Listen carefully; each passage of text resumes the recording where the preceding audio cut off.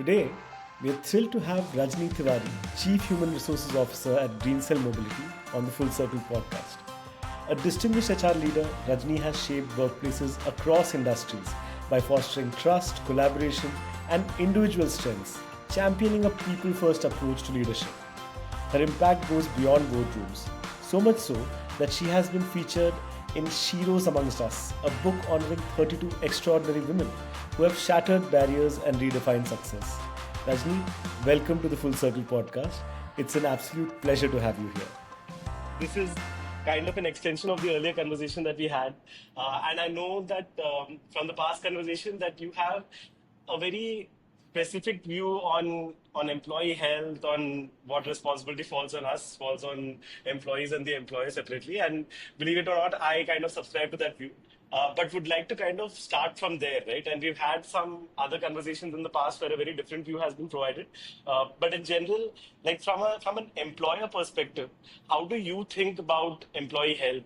Who has the onus of keeping employees healthy? What's your overall take on this? Would love to just hear your thoughts and start from there. Employee health is definitely a question which comes particularly that it's very need-based for people. What I feel is employee health, what we don't understand is an investment. Anytime you understand that it is an investment, then you know what is your ROI. So the ROI is a productive employee, a happier employee, a healthier employee. So efficiencies go high, revenue becomes better. But what is this investment all about? This employee benefit, employee health management, this whole investment is about not just adding or allocating a budget to a particular program, but need to understand that where is the touch point of this program? What are we doing to get at best to this program? And what is that you expect in return? Do you expect that people come in to your organization because you have a fabulous employee wellness program? Not really. It is an essential thing today when we are hiring new age kids who really don't want to make any other investments. They want to be very sure all the money is coming in hand. They want to plan their investments. So health is something they want the company to take care of. The organization has to vouch for it. There's no harm in it. The thing is that yes, it's a mutual process. It is a mutual process between the employee, employer, and of course the overall organizational framework, because I may as an organization want to do so much, but I don't have scales of efficiency. Maybe I'm not able to achieve it. So from my experience, the intent of the organization is the most important, because if the organization intends to make this investment, they'll make it, period. They'll cut corners here and there without really cutting costs. However, there are certain organizations who feel that, there is a commensurate revenue or reward program, compensation which is given to you. Now your compensation kitty should have all of it. Why should I pay you extra? Or why should I invest extra? If then there is a liberal view where they just came and they said the third view is you pay half, I pay half, and we move on this journey. If you actually see and dissect, Chaitanya, none of this is good or bad. It is to each one his own. I would say that for me personally, as an HR professional, I feel that the investment should be done by the organization if there are scales of efficiency. If there is a roadmap of an organization which is going to take a little time, but they have all the intent, it can be a shared thing with the employee, where most of it is done by the organization, but the employee also understands there is a cost involved. So they don't abuse the wellness program also. What is your personal preference, right? I'm getting very personal right now. I mean, I'm trying to understand. My personal preference is if you're making an investment on me, make full investment on me. So as an employee, this is my take, not just as a HR professional, as an employee. I would want my organization to take absolute care of me, because I am dedicating absolute, because I am not a person who is working for an organization. I am invested with an organization. So I feel the organization should take care. However, having said that, as an HR professional, it's a good to have. It's really a good to have, because it makes a lot of difference. See, care goes a long way. Care, recognition, these go a long way. These are long-term bets. These are not like your intraday share trading and all. It is like a long-term mutual fund. It will give you a result in terms of the employee also understanding that, you are so essential.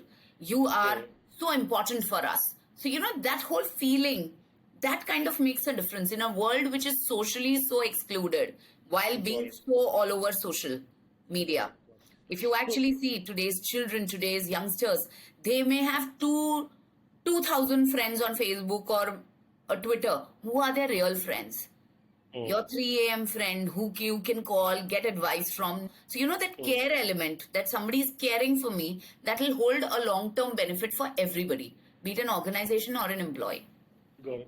One of the things that I've always kind of thought about is that if you look at the healthcare ecosystem or in general health, right, the employees are kind of, for them to figure out, or for any customer to figure out which doctor to go to, whom to trust, how to kind of manage their entire journey is a challenge. The only institution that is behind an individual is basically the company that they work for.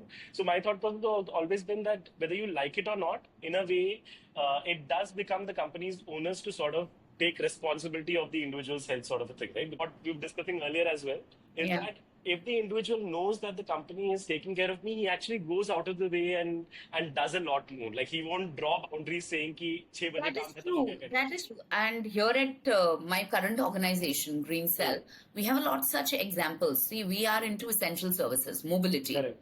So, even in COVID, we were up and running. Now to tell somebody that, you have to be there. If there is a bus flying on the road, somebody has to be there, right? The operation team has to be there. We didn't really have to tell them to be there. They were just there. And this, I'm very proud and confident of my team, my people. They were there. That when I went down and I was trying to check with them, you're comfortable, what it is. They're like, nah, we know you guys will take care. So, we did. We went beyond the scope of wellness only through a program. We said, like I was sharing with you, that, if there was anybody or anybody in his family, his or her family who got infected, we sent a care management kit for them with a personalized note from me saying that, we understand this is a difficult time. Maybe you're not able to, you are, kind of, how do I say, you were kind of being there by yourself, and even your family is not there because it was COVID. So, even they are kind of aloof from you. They will not be able to take that personal care. They may be able to provide you food or whatever. So this should help. So it had a very nice book, which was not like a typical self-help book, but a nice peppy book, some fruits, some groceries that, if you're staying alone, for the people who were staying alone, we ensured that like a month's supply kind of goes to them, so that, they don't really have to worry. They know there is somebody.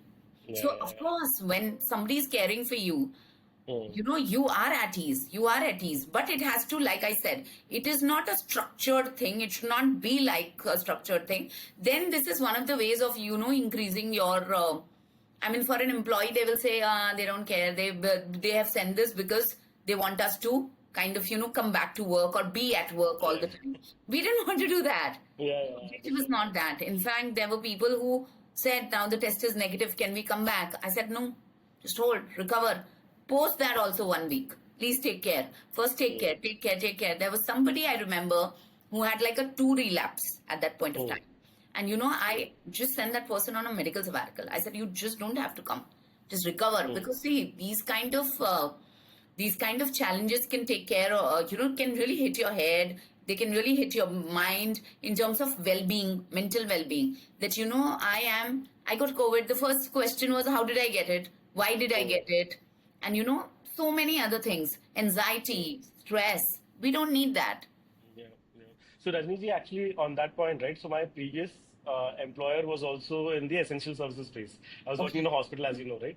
And there again, like the entire thesis was this, that look, these nurses, doctors are on the front line. They have to do what they're doing, but they should know that we are there for them. So in fact, we didn't do things that you mentioned, but slightly different, right? So when we would find out that somebody was COVID positive, from a call center process, we used to run this, that there would be a check-in every 6 hours saying, hey, what's your SpO2, what's your temperature, and then further action. Basically, as soon as I find out that you have COVID, you're my responsibility, sort of a thing. So, and truly that went a long way in terms of people coming back to work and saying, boss, I know this company cares for me, so I will go out of the way to support the customers of the company, sort of a thing. You know, So I think, that really had an impact for us, Chaitanya. Like, once we all resumed post-COVID, slowly, steadily, we were first trying to come by rosters, then hybrid, now full force, full action force.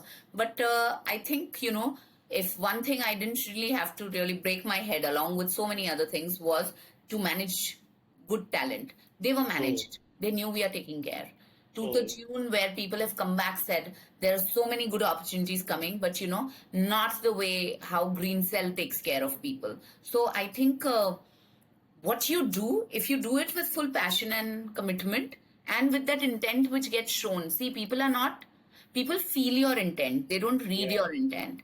And it is the most expensive thing in the world, that is trust. If they trust you are going to back them up, then you know, then you are you're richer by one point, and obviously you just keep multiplying that and it just keeps adding. So the revenues and all will fall, but we are a very different organization. For us, it's safety first, then revenue. So we to create a safe environment, that is the prime thing for us. Got it, got it. So Rajniji, I want to like on the same line of thought, like one of the things that happened, one of the earlier full circle episodes, we had a conversation where the expert, the leader, basically said that look, at the end of the day, employee health is the employee's responsibility. You have made a choice in terms of the company you're working for. The employer can't do much about it.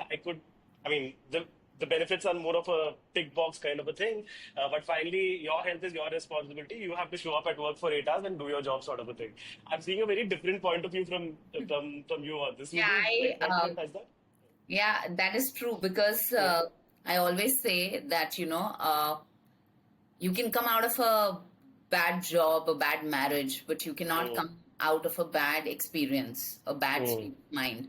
So, you know, I always endorse that, because what is the experience which you leave with the employee during their tenure with you every day ongoing?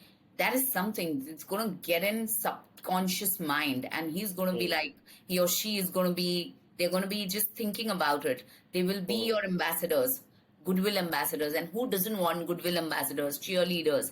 We all want that, right? You keep growing, but what is most important is that there are people who still are happy about your growth, whether they are part of your journey at one point of time and now they are not. So we've had people who've moved on, but you know, when we try and put some LinkedIn post, they are the first ones to kind of hit a like. Yeah. See, people don't move on always because they're not happy. I could be very happy with my job and I've just moved on. But you know, what is that of the previous job which leaves by? Is it that respect, that camaraderie, that, you know, that care that you were there, you were not there, whichever ways, or just saying, see, stressful timings, working long hours, that I always say, if that is not a choice when you are with a startup, because that will happen. It's chaotic and it's kind of finding your route through a madness. So if that is not a choice, then how well-being can be a choice? Well-being in today's world is a non-compromisable value. Everybody has to endorse it, and anybody aligned to them. So for example, if you're aligned to my organization, it is a part of my value chain that I will take care of you. So that also depends on what values the company holds. See, well-being to the tune where somebody has told you, I will say maybe the thought process could be that, you know, yeah, your well-being is your responsibility. If you're a smoker, it's your responsibility, and so on and so forth. But even if somebody in your house is a smoker, don't you try and passively help them leave that. So it's the same thing. You just see, I'm not trying to get a family angle to it, but there is a place, there is a considerable time the employee is spending here. So out of his 4 quarters of the day, 2 quarters are with you. So we have the majority of his space. So we are making use of the maximum use of that employee's most valuable thing, the employee's time. I am going to be using, you know, your time. I'm kind of working out of your time at that time. You are giving your most precious contribution to me. So I have to be completely committed to take care of your well-being, because the next 2 quarters, I have to ensure you sleep well, you eat well. That is very essential, and spend time with your family. So Rajni, I think so much of what you're saying is, I mean, as you're talking, I'm kind of connecting the dots in my head in terms of our own experience, right? And not as another healthcare company, but as a simple company and Simple. employer sort of a thing. So I think this is again something that we picked up last time, right? So it's not so much about how much are you spending on benefits and all. It's more about do you have the intent where you think Correct. that these employees are your responsibility. There will be bad times. There will be times when your profits don't allow you to invest a lot of amount.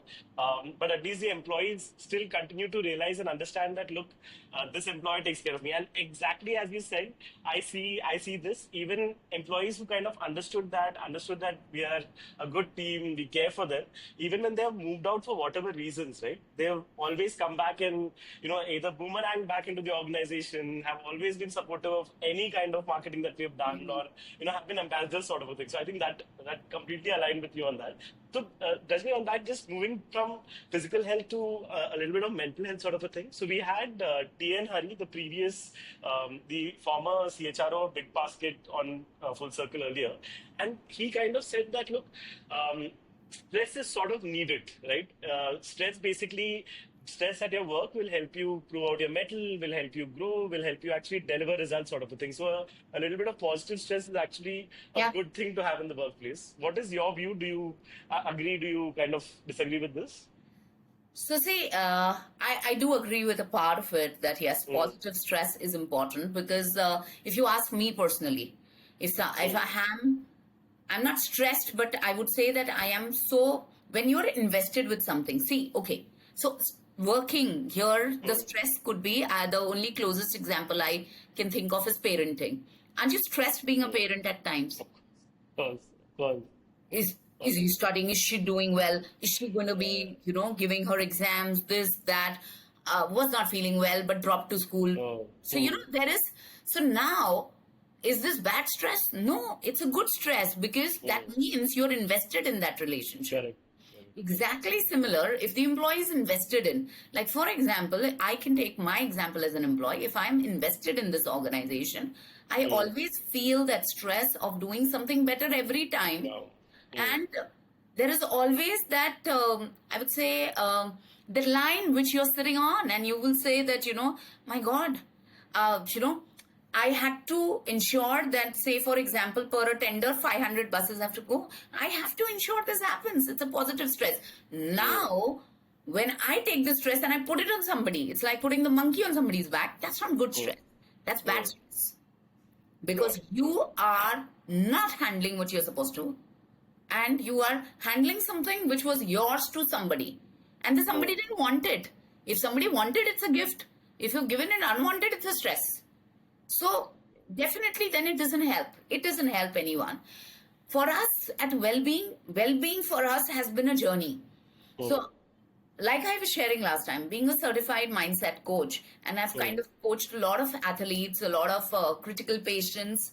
Uh, I kind of do that because I just feel that at every given point of time, every individual which the mm, universe has sent to this earth, everybody has a social responsibility. Have you done your bit? So when mm, I keep talking to people and I feel that I could be of help to them in one way or the other, I mm, always tell them that you need to understand what is it that you're not liking. You have to first express, then come out of it. got it. you Mm, know it's not going to help because you keep brooding, you keep doing. See, that's why you see in every organization there will be this one set of people. They mm, may not interact with you, but you just don't like them when they come. That vibe is just not good. You may just feel, and they'll come and say, "Hi, good morning," and I'm like, "Yeah, good morning." Please don't come. Like, it's natural. You will fundamentally have one or two people who are just not the, I would say, they're not the most cheerful ones. They're not the ones who are most energetic, but they are the mm. lethargic ones who are just carrying that lethargy. And it's like that yawning thing. No, it just keeps happening. Somebody yawns, everybody starts yawning in the room. So it's like that. See, it's very good if you are Mm, attracting good, mm. because your overall personality is encompassing that. However, it's not so good if you are attracting more negative. That means you're just on that line and you are getting reflux there, like getting into an addiction. That's an Yeah. addiction. Being negative is an addiction because you will tend to get negative at everything. You'll tend to become negative at everything. You will become a critical. You will have a critical opinion on, and that is not Absolutely. going to help because you don't have any solution. Yeah, yeah. So And that Rajni, kind of pulls down. Yeah. yeah, and Rajni, I think that's so relevant. I mean, again, I think there's almost like an echo chamber, right? So many things that you're saying are like really reverberating with me. Like, I think the startup environment that becomes even more critical, right? Because Yeah. anything that you start up saying that, look, I need to do this initiative, there are a billion reasons why it can't be done, right? Yeah. Versus like three reasons that it can be done and should be done because it has to be done, sort of a thing, right? Now, somebody who's negative is going to come and tell you all those billion reasons, and the ball will never basically move. And I think you've kind of broken down the positive stress and negative stress extremely well. I think the negative stress, if that is getting created in the organization, that's also a downward spiral, right? That you're attracting people who are kind of bringing the morale of the company down. You'll keep adding more people in that regard, sort of a thing. So very interesting. Rajni, one other thing, and this again I'm quoting, going back to the conversation with T and Hari. One of the things that he mentioned, and I think it's very, very applicable to you, is that one of the first choices that you make for your health is which company do you go and join, right? Or which role do you pick up, right? If you're somebody who's looking for a more balanced life and stuff, you should choose a job where the expectations are sort of similar. Similarly, if you're ambitious, then you should not expect that you're going to have a 12-hour schedule. You'll have a 18-hour schedule. Go work in an iBank, investment bank, or a No, bank. Chetan, yeah, that's not true. That's not true. Okay. That's not true. I think I'm very, very ambitious. I think Uh, I have been very ambitious to the tune that just I think 4 5 days back, my spouse was checking with me and said that I was kind of doing something with my son. I think I was taking his math, and I was trying to explaining him. He just got exposed to algebra, and I was just kind of doing that. And I'm not very great at math, but obviously can handle his stuff. And I was just telling him, okay, let's do, and was trying to make it fun, interactive, even with some YouTube videos or whatever. My spouse said that and suddenly the office call came, and I was on the call as well and helping him there. He's like, see your priority list. It's number one, your son. Number two, your work. Then I'm sure, your parents, you'll get a call from your mom, your brothers, then something, then my parents, then this, that. And I am where I'm just somewhere hung last. And I said, aren't you happy you're still on my list? So, it's really true. It's really yeah, true yeah, yeah. because It's really true. and there is no work-life balance. You have to prioritize. The whole game is prioritize. What is your priority for that particular day?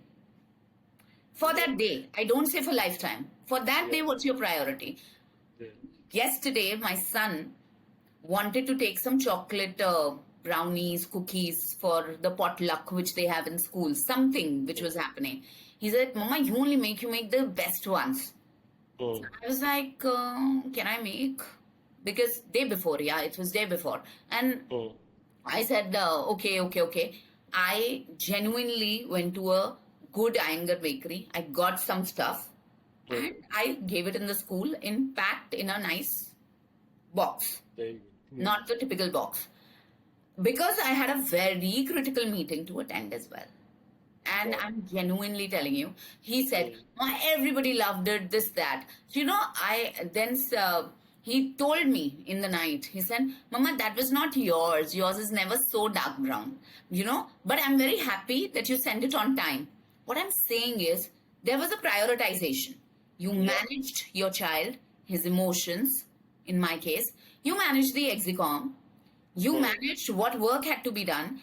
And at the end of it, you were not negatively stressed. You were positively channelized that you will do this, and this is achieved, this is achieved. So every day, if you prioritize your bucket, it's not necessary you have to work 10 to 12 hours. If you ask me, yes, I do get on calls very late, till very late, this and that. But physically, I am out of the office at a given point of time. And everybody knows that.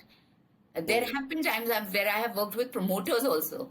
And one of the promoters, after 2 weeks, I generally have that habit and I'm like, how is it going? It's me being there for 2 weeks. I know I'm a little different, if not difficult person. So the person would say, it went good, it didn't go good, or whatever. This particular promoter told me, I was just, first 2 days very uncomfortable. You would leave at 5:30.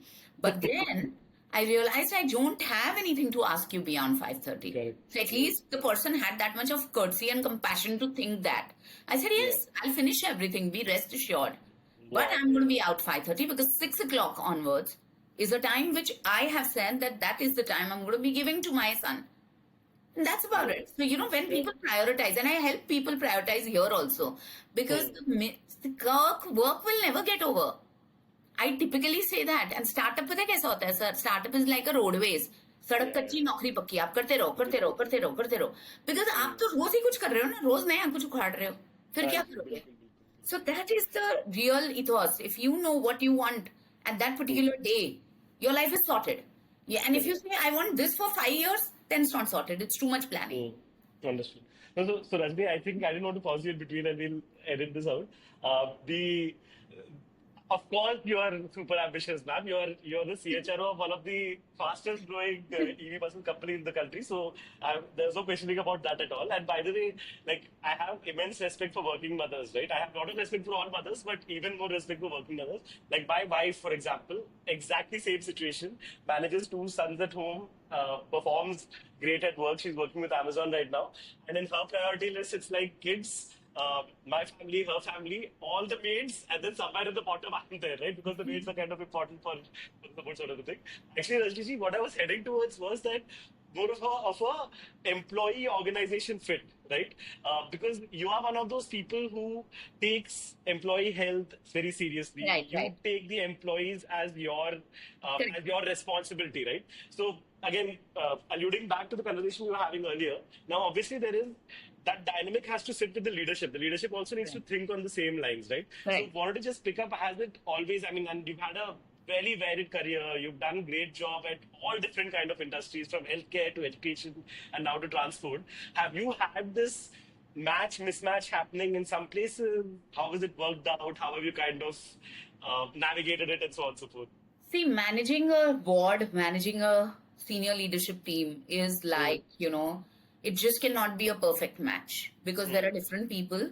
There are different people leading it. There is an ethos of an industry and there is an ethos of values which they carry by themselves. Not every time the entire clock will move in the same movement. It won't happen. It just won't happen. What you need to see is, if when you are speaking about wellness or healthcare initiatives, what is that one you pick up, which is like a bigger one, and you want to say that this is a must-have. This I can't do without. This, if done, will give me this result. Back it up with data. At least I have done that. And yes, it in healthcare, it's very difficult because you don't get good medical partners also to partner with you for mediclaim, because there is a chain, there is a whole tendency of getting fraudulent bills and so on and so forth, because people can just be there and so on. So, that becomes a very, very expensive affair. So how do you then do it? And the churn is very high. The healthcare industry, anytime, is moving at around 33 to 35%. The churn, and is shot by 32% on skilled staff. So the gap is so huge. I used to always tell that, I'm always doing a treadmill hiring. It used to be like that. So here again in essential services, people, there are, how do I say, the volume of people, the numbers are very high. But then what is very important is, this, like healthcare, is again a niche set. So if those people have not done that, do you want to invest first in the training? That is your priority, or well-being becomes a priority? So then you have to make a good buffet and say there has to be little bit of this, little bit of this, little bit of this. Then ultimately you will be at a score of X plus whatever, and this is going to give you efficiency. See, at the end of the day, any organization, whether for working for the cause of sustainability or not, sustainable is equal to profitable. Correct. Is it or is it not? When you're a startup, the pressures are more high. You are working on invested money. Now this is somebody else's money. Now for that somebody to, the LPs will not come and ask you how much you're spending on healthcare of your employees, but you are responsible. And you need to tell them that this is what I intend spending this year. This is all what I want to do this year. I may want to do it up to this level, up to this level. Divide it, phase it out. You don't want to do everything together. Something can happen in the first 2 quarters, something can happen in the next 2 quarters. Then there is a general lineage which keeps happening. Do a lot of things proactively. Today there is so much of media around. Read, speak to people. We do a lot of well-being classes for our employees, which I take online, and the it's voluntary, but the attendance is generally 95% plus. Got it. Got it. I always say the leftover 5% are those people who are blinded by their own vision that they don't want to do it. So you don't force them in it. Fair enough. Fair You help who wants help. You help who's seeking help. Otherwise, you will, it'll be like a pylon. You don't want to be. So it's the same thing. So any organization, it is difficult. No organization is so compassionate would say, do all this for everybody. Nobody will say. It has to multiply into something which is equivalent to efficiency. If you are able to break that math, they will agree to you. Correct. Understood. So Rajni, actually, again, extending on this, right, and given the kind of companies that you've worked with, so for example, very different, right? Like in healthcare, I personally know that nurses are a very different set. They look at life, they look at health very differently. The duty doctors are different. The administrative staff is very different. Similarly, I'm sure in your current company also, it's each segment of each team and each set of employees are sort of different in their educational background, their demographics, their everything about their family sort of a thing. Now, in that kind of a situation, I'm guessing the manager's role also kind of becomes important in driving any of these initiatives, right? So, for example, like the nursing head would have very clear perspective on what the nurses need, right? So, there is probably some amount of coordination that you need with those kind of leaders to drive any of these initiatives, whether they're mental health or in physical health. Any perspective, anecdotes, stories from the past? How do you kind of navigate that? How do you work with managers on some of these things? So see, yes, you're right. Most of the industries are very labor intensive where I have worked, whether it was healthcare, education, now essential services, mobility. So what really happens is you need to be talking to the manager, but don't get talked by the manager, because the manager is ultimately a leader from the creed. So, they may not have they may have a very biased view at times. So while I have, and my nursing staff in my previous organization knows, I was absolutely in awe of them. It's a very strenuous job. It's a very difficult job to see somebody not getting through with life. It can be very painful. And at this, just a split second of 30 seconds, you tell the relative and then you move to the next bed. So it can be that heavy on you. You just get overwhelmed. I used to get very overwhelmed initially. And then I realized, this is how it is to be done. This is how it is and all. So explaining them, see, that is why in these industries, if you try and explain them that, you kind of own up to your health and all, they are not there. They are so absorbed. You have to understand the gentry of population you're working with. And yes, there have been times where we tried to, like we do financial well-being, making them understand how your payslip looks like, what is this, why should you invest, post a PF into your PPF or an mutual fund or whatever. We do that. I genuinely ask my teams to lend out a hand, speak about this, because most of the times people don't know this, whatever grade. I've had even CEOs who I had to explain their compensation. So, definitely it's not. Because see, they are not SMEs in that. So, of course, there is an understanding, but they will not know the detailing. The similar way, when you are doing a wellness, why is it important? Asking somebody that, you're not feeling too good, you don't want to talk around, you may want to catch up on a NGO helpline number or a healthcare partner helpline number. Maybe it doesn't work with the employee always, because they feel if they get to know I was talking, they will get to know I was having this trouble. They will. So it's better you create your own inner channels also and then partner together, because if your employee does not have trust in you to talk about how is his mental health, there is a challenge. I'm not saying he should come and whine to you that, I have a mess personal life. I did not do well in this exam I was doing. But that is the reason when, at least for the women employees here, women and third gender, we have a wow club. And we ask them to share their difficult stories. Got it. And these difficult stories help us ease out. Going to be, we've just started on a campaign where everybody is going to be writing about one thing, everybody in the organization, one thing they attempted and they were not successful. So, the minute you get into that mode where you've tried to forgive yourself for the mistake you ever committed, it will not happen. But to reach that point, to understand that it was just a mistake, you need help. You need to decide whether that help can come through you through, your spiritual encounters. This help will come through your family, through your office. We try and lend a support in our workplace. We try and say that. Because see, it may not be your KRA, but Correct. it is your KPV, what we call. It's my key performance value.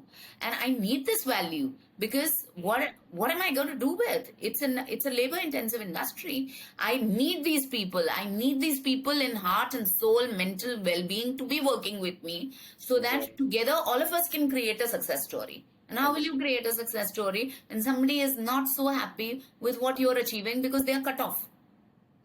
So you actually institutionalize this in some way, right? Yeah. If you have something called KPV, that means Yeah. managers are actually aware that Yeah, they it's know something they have that to drive. they have to talk about it, they have to deal with it. So, and we celebrate mistakes like anybody's business. We say, oh, we did this and it has not happened, and people talk about it. We kind of say, okay, great, this is a great learning, just let's put it down somewhere, never to repeat it again. Got it. It's good. Got it. Got it. Yeah, awesome.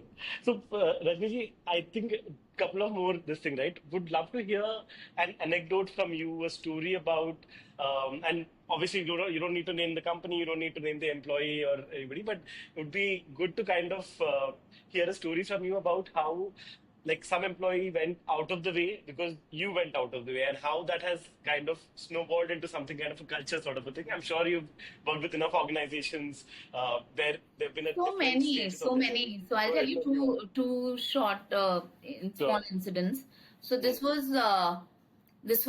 one of these instances. This has happened with me back in 2000, I would say 13, or where we were as an organization, we used to really take care of people, and we had something like a foundation, and people would all the employees would contribute because the size of the organization was such that taking care of the complete bonus would not be possible. So part of our salaries were going, very very minuscule part of our salary would go to this foundation. And then we had one of the employees, his father was really unwell. We kind of shed out back then around 4-5 lakhs and helped them, and with a huge, and most important was not that money which came in when he needed blood. I just announced it on the floor that it was a huge floor. I just said, just pass on a word, yeah, this fellow's father needs blood. And Chaitanya, you would not believe, there was a line, and they were like, no, then you take, we've come. And they were like, yeah, you have to go where. So now where are you going? So like, no, our HR head had said that now you can go back to home, rest, but we want to go back to work and just, we are feeling fine. So they came back, and, there was a time when we were kind of realigning structurally. And we had to ask certain people that, you had to be based out of a particular city. Would you be? So like, yeah, there were so many who volunteered, so many. They said that, yes, when we were going through difficult times, when we have seen how this organization takes care, we are single, we are ready to move to another city. But is there a time, this thing, when we can come back? And just that truth that I don't have that time lag when you can come back. That helped. And that was one. Second, I was telling you about this employee who had, who just went out of his way, and he kind of, got infected once with COVID, and then again, got infected. And we were like, no, please, buddy, you don't come to work, you don't do this and all. The person was like, oh, nothing, and, just recovered and kind of set up the whole full set of operations. Back end, and kind of read through, did all the documents, did all the agreements. See, what happens is now, what they give back at that moment looks Yeah. like a transaction. Hmm. But in the long term, when you think back, like today when I'm talking to you, I was like, yeah, it would be so difficult when your eyes are watering, you are not having a sense of smell. How do you read all the documents and do it? So, you really kind of pause then and then kind of react to it. I've had somebody in my own team. Uh, she was she was going for a maternity. She went for a maternity. She kind of and she resumed back 2 months before, only because there was some work pendencies which were there and nobody had asked. Nobody Hmm. had asked. But they're like, no, no, I'll come. You give me flexibility. I'll do half day. I was like, yeah, half day. You are entitled for leave. Please do whatever. I Hmm. myself have done that. I felt my organization worked hard, took absolute care of me when Hmm. I had proceeded on my maternity, and I was working till the last day as in last effective day, and that midnight I delivered. So, when I Wow. resumed back, there was not a finch that, oh my God, because I'm a CHRO, I had to resume fast. Nobody had asked me. These are things Hmm. which come back naturally to you. So, for Yeah. us, I have so many of these stories which our employees had done, and they're going out of the way is out of the way kya hai? You've not expected them to do it. Hmm. It was not a part of their job. It was not Correct. really. You could not ask the person to do it because the person is, say, either on and off or whatever, but the person did it. So, that whole gesture that the Hmm. person went beyond the call of duty, I think that itself is so overwhelming at times. Absolutely. Absolutely. No, so Rajni, I think again, echo chamber, right? I mean, I've again seen this in action. I've seen this in my past employers. I've seen this in family members and friends. That if they feel that the organization went out of the way and at least has the mentality to kind of go out of the way and support, they will remain lifelong ambassadors. Even when they leave, they're always, helping make connects, always speaking good about you, sort of a thing. So I think those two Yeah, stories are super that useful. really helps. Yeah. Yeah. Yeah, yeah. So, Rajni, I'll stop with one last question. What do you think? I mean, you're working in a startup, it's at a very different scale. We're also a startup, and we see startups all the time. And you also spoke a lot about the stresses of the startup, the kind of pace that they're working on and stuff. What would it take for today's startup founder to start thinking a little bit more like Tata on a lifelong employee care method, or at least carry some of the thoughts that you put across today? Like, what would it take for a startup founder to actually talk like Rajni, right? Saying about, I will take responsibility for the employees and take care of the health, sort of a thing. See, Tata, I am an ex-Tata, and I can tell you Yeah, I know. more than what they provide in terms of the value, in terms of the Hmm. re- compensation value, the commensurate money value. It is Hmm. beyond that. It is the care, those Correct. calls, how is it, and all. My father was going through cancer, and the Oh, way they sorry. supported me at that point of time, only their calls, Hmm. most of it. See, Mediclaim was same for everybody, but it's Hmm. not like that. But the calls, that makes a difference. So I think that as an organization has values. That Hmm. is what it is. So here, what we did at Greencell and what we are very blessed is with even with working very closely with our fund partners. They are very compassionate, and I Hmm. think when you are forming a startup, if anybody intends to do that, or if people have just started, I always tell them get like-minded people. Hmm. That helps. That's like a biggest help, because here it's from the leadership to all of us. We all believe in the cause of well-being. We all believe in the cause of taking this well-being to the next level, to making people understand that there is so much. See, I don't make two bones in telling my employees that yes, we are doing so much. Talk Hmm. about it, make noise, do sing and dance around it, but do it with full intent. And that Got is it. where it will touch somebody's heart, and you will get.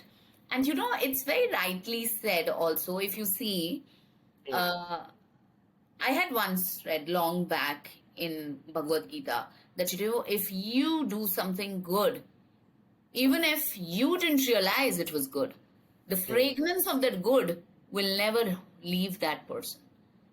So that aroma, that aura around that person which you've created that time, that good which you did, I mean, that would Yeah. never leave. So, it is like that.